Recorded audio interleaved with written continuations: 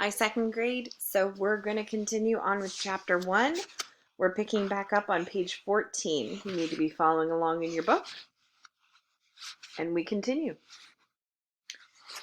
It was such a busy day with so much to see and do.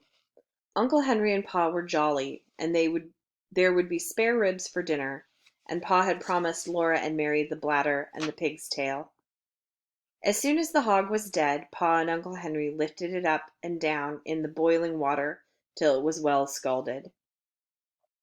Then they laid it on a board and scraped it with their knives, and all the bristles came off. After that they hung the hog in a tree, took out the insides, and left it hanging to cool. When it was cool they took it down and cut it up. There were hams and shoulders, side meat and spare ribs and belly. There was the heart and the liver and the tongue, and the head to be made into head cheese, and the dishpan full of bits to be made into sausage. The meat was laid on a board in the back door shed, and every piece was sprinkled with salt. The hams and the shoulders were put to pickle in brine, for they would be smoked, like the venison, in the hollow log. "You can't beat hickory cured ham," Pa said. He was blowing up the bladder. It made a little white balloon, and he tied the end tight with a string and gave it to Mary and Laura to play with. They could throw it into the air and spat it back and forth with their hands. Or it would bounce along the ground and they could kick it.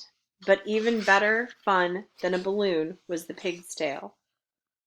Pa skinned it carefully. Pa skinned it for them carefully, and into the large end he thrust a sharpened stick.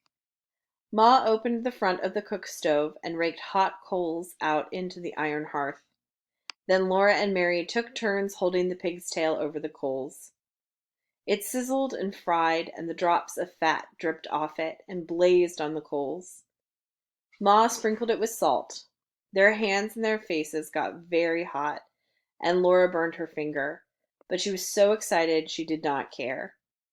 Roasting the pig's tail was such fun that it was hard to play fair, taking turns. At last it was done. It was nicely browned all over, and how good it smelled. They carried it into the yard to cool it, and even before it was cool enough, they began tasting it and burned their tongues. They ate every little bit of meat off the bones, and then they gave the bones to Jack, and that was the end of the pig's tail. There would not be another one till next year. Uncle Henry went home after dinner, and Pa went away to his work in the big woods. But for Laura and Mary and Ma, butchering time had only begun. There was a great deal for Ma to do, and Laura and Mary helped her. All that day and the next, Ma was trying out the lard in big iron pots on the cook stove.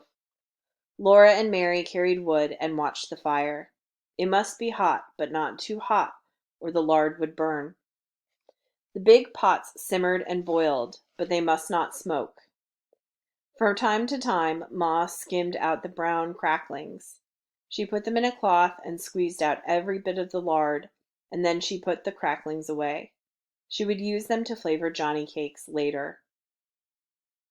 Cracklings were very good to eat, but Laura and Mary could have only a taste. They were too rich for little girls, Ma said. Ma scraped and cleaned the head carefully, and then she boiled it till all the meat fell off the bones. She chopped the meat fine with her chopping knife in the wooden bowl. She seasoned it with pepper and salt and spices. Then she mixed the pot liquid with it and set it away in a pan to cool. When it was cool, it would cut in slices, and that was head cheese. The little pieces of meat, lean and fat, that had been cut off the large pieces, Ma chopped and chopped until it was all chopped fine. She seasoned it with salt and pepper and with dried sage leaves from the garden. Then with her hands she tossed and turned until it was well mixed, and she molded it into balls. She put the balls in a pan out in the shed, where they would freeze and be good to eat all winter. This was the sausage.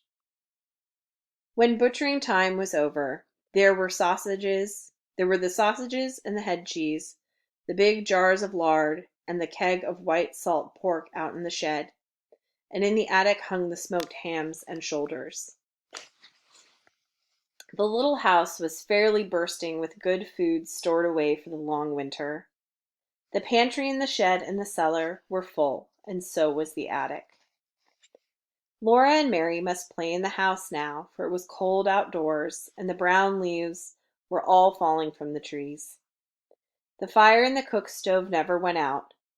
At night, Pa banked it with ashes to keep the coals alive till morning. The attic was a lovely place to play.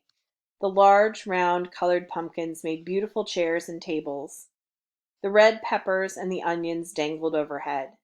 The hams and the venison hung in their paper wrappings, and all the bunches of dried herbs, the spicy herbs for cooking, and the bitter herbs for medicine, gave the place a dusty, spicy smell.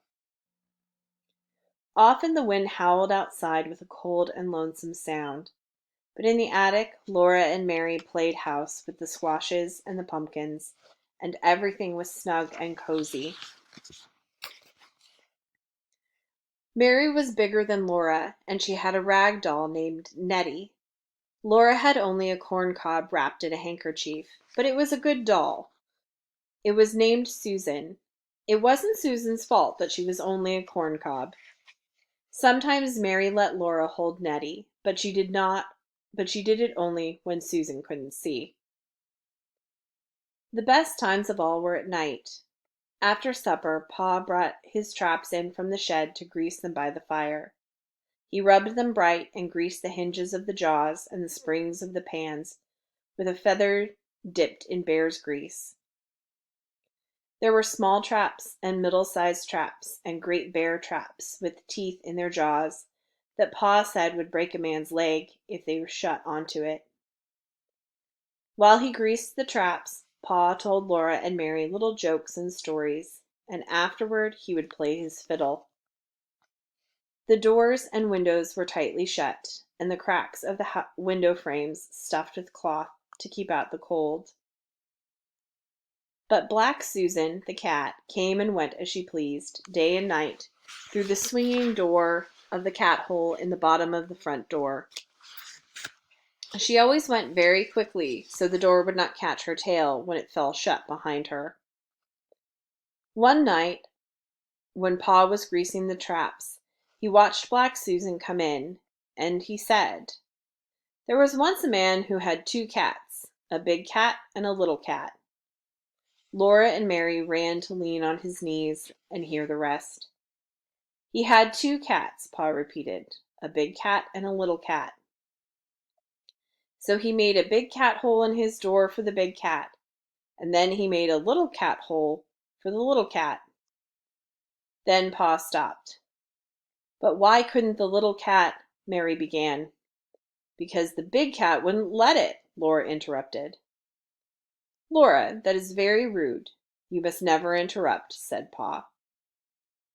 "But I see," he said, "that either one of you has more sense than the man who cut the 2 cat holes in his door." Then he laid away the traps, and he took his fiddle out of its box and began to play. That was the best time of all.